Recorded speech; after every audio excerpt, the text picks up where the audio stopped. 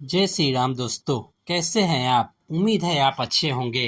प्रभु श्री राम आपके जीवन में ढेर सारी खुशियां लेके आए। दोस्तों, आज मैं आपको जो सुनाने जा रहा हूँ वो रावण और सीता का संवाद है, जो सीता का अपहरण करके रावण ले आता है। उसके बाद जो उसके रावण और सीता में जो बातचीत होती है वो मैं आपको बताने जा रहा हूँ विस्तार से। कृपया ध्यान से सुनिएगा।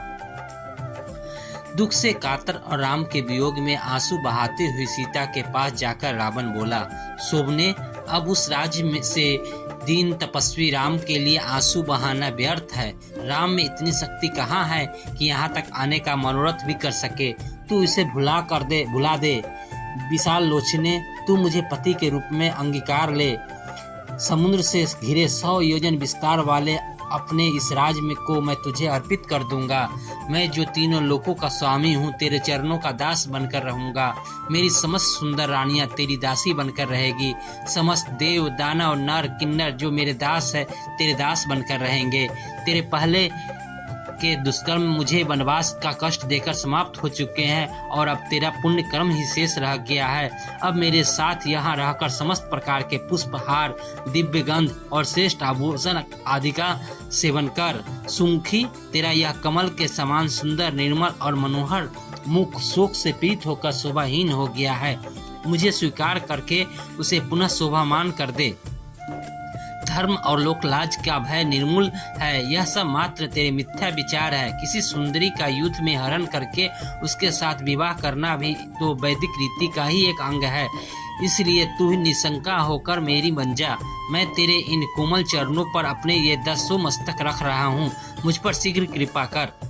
रावण के इन वचनों को सुनकर शोक से कष्ट पाती हुई वैदेही अपने और रावण के बीच में तिनके का ओट करके बोली, हे नराधम, परम पराक्रमी, धर्म परायण एवं सत्य प्रतिज्ञ दशरथ नंदन श्री रामचंद्र जी ही मेरे पति हैं। मैं उनके अतिरिक्त किसी अन्य की ओर दृष्टि तक भी नहीं कर सकती। यदि तूने मुझे बलपूर्वक मेरा अपहरण किया होता तो मुझे भाई खरदूषण की तरह जन्म स्थान के युद्ध स्थल पर ही मार गया होता, किंतु तू कायरों की तरह मुझे चुरा लाया है। तेरे इस अनलग प्रलाप से ऐसा प्रतीत होता है कि अब लंका सहित तेरे विनाश का समय आ गया है। तू इस भ्रम में मत रह कि यदि देवता और राक्षस तेरा कुछ नहीं बिगाड़ सके तो राम भी तुझे मार नहीं सकेंगे। उनके हाथों से ही तेरी मृत्यु निश्चित है। अब तेरा जीवन काल समाप्त हो चुका है। तेरे तेज, बल और बुद्धि तो पहले ही नष्ट हो चुके हैं और जिसकी बुद्धि नष्ट हो चुकी होती है उसका विनाश काल दूर नहीं होता। अरे राक्षस, तू महापापी है, इसलिए मेरा स्पर्श नहीं कर सकता। तूने कभी सोचा भी है कि कमलों में विहार करने वाली हंसनी क्या कभी कुक्कुट के साथ रह सकती है? तू मेरे इस संज्ञा सुन, जड़ शरीर को बांध कर रख ले या काट डाल, मैं कलंक देने वाला कोई भी निंदनीय कार्य नहीं कर सकती। सीता के कठोर एवं अपमानजनक वाक्य सुनकर रावण कुपित होकर बोला, हे मनोहर हास्य वाली भावनी, मैं तुझे 12 माह का समय देता हूँ। यदि 1 वर्ष के अंदर तू स्वेच्छा पूर्वक मेरे पास नहीं आई तो मैं तेरे टुकड़े टुकड़े कर दूंगा। फिर वह राक्षस रानियों से बोला, तुम इसे यहाँ से अशोक वाटिका में ले जाकर रखो और जितना भय और कष्ट दे सकती हो दो। लंकापति रावण की आज्ञा पाकर राक्षस रानियां सीता को अशोक वाटिका में ले गई। अशोक वाटिका का एक रमणीय स्थल था, किंतु पति वियोग और निश्चरी दुर्व्यवहार के कारण सीता वहां अत्यंत दुखी थी।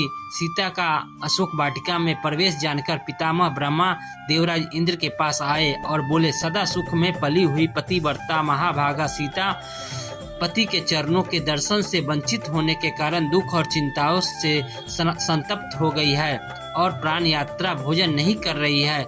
ऐसी दशा में निसंदेह वह अपना प्राण त्याग कर देगी। अतः तुम शीघ्र लंकापुरी में प्रवेश करके उन्हें उत्तम हविष्य प्रदान करो।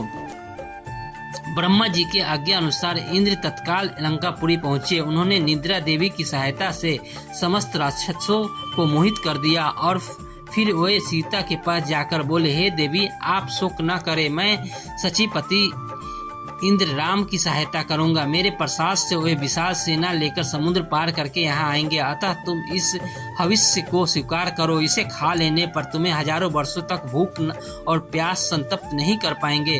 शंकित सीता ने उनसे कहा, मुझे कैसे विश्वास हो कि आप देवराज इंद्र ही है। इस पर देवराज इंद्र ने समस्त देवोचित लक्षणों का प्रदर्शन करके सीता की शंका का निवारण कर दिया। विश्वास हो जाने पर सीता बोली, यह मेरा सौभाग्य है कि आज आपके मुख से मुझे अपने पति का नाम सुनने को मिला। आप मेरे लिए मेरे ससुर दशरथ और पिता जनक के तुल्य हैं। मैं आपके हाथों से इस प्यासपूर्ण हविष दूध से बनी हुई खीर को स्वीकार करती हूँ। यह रघुकुल की वृद्धि करने वाला है।